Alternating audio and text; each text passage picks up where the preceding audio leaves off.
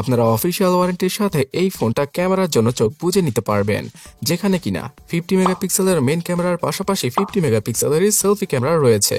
Guys, আমি কথা বলছিলাম টেকনো ক্যামন 30 সম্পর্কে।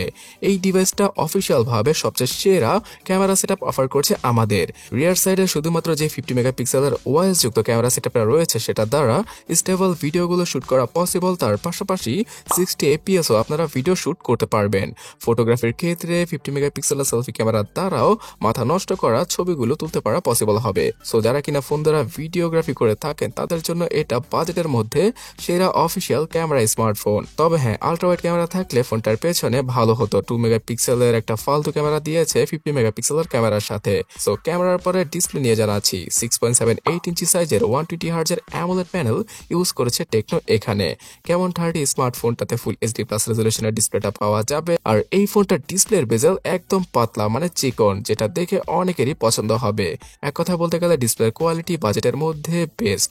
তাছাড়া অ্যান্ড্রয়েড 14 এর সাথে আসা এই ডিভাইসটি আগামীতে 15 আর 16 এর আপডেটও পেয়ে যেতে পারে। মিডিয়াটেক হেলিও G99 আলটিমেটকে ইউজ করা হয়েছে চিপসেট সেকশনে। বর্তমানে উক্ত বাজেটে G100 পাওয়া যায় এবং আমি আপনাদের বলে রাখি G100 আর G99 দুইটা কিন্তু একই চিপসেট। তো মোটামুটি লেভেলের একটা পারফরমেন্স পাওয়া যাবে। আর টুকটাক ক্যাপকাটে ভিডিও এডিট করার ক্ষেত্রে এই চিপসেটটা ভালো একটা সার্ভিস দিয়ে দেবে।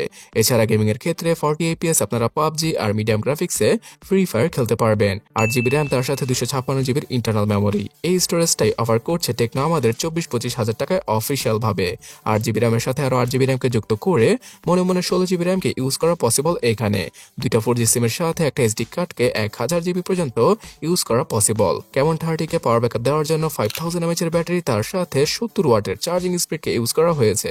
মানে ভাবা যায় অফিসিয়াল একটা ফোন থেকে এত ভালো টেকনোলজি পাচ্ছি আমরা। সো 45 মিনিট সময় লাগবে ফুললি এই ডিভাইসটাকে চার্জ করতে। আন্ডার ডিসপ্লে ফিঙ্গারপ্রিন্ট স্ক্যানার, যারা সহ সব ধরনের প্রয়োজনীয় সেন্সর এবং পেমেন্ট রিলেটেড আর শেয়ার রিলেটেড কাজ করার জন্য NFC সেন্সরটা রয়েছে এখানে।